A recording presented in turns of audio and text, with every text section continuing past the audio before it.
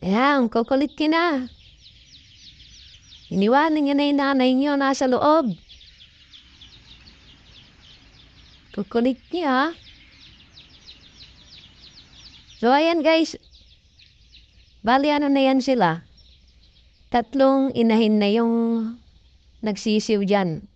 Pero sa isang inahin ko lang siya pinasama. Tapos yung mga nagsisiw na inahin, ilagyan ko ulit sila ng panibagong itlog.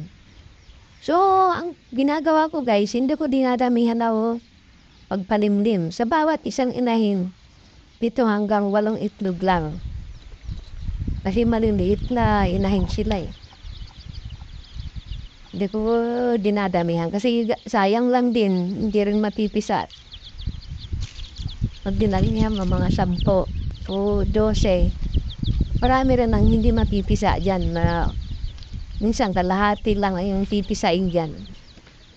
Kasi hindi na malulukuban lahat yung itlog. Tapos yung mga sisiw, dito ay kinukulong ko lang. Kasi pag pinagala yan, ubusin lang yan ng uwak. Kasi masukal dito sa area ko. Maraming uwak. So ikukulong ko muna sila hanggang sa malakas na sila. Kaya na nilang tumakbo kung may mga predator na kagaya ng uwak. So lahat ng yan ay crossbreed na yan ng native at saka Rhode Island.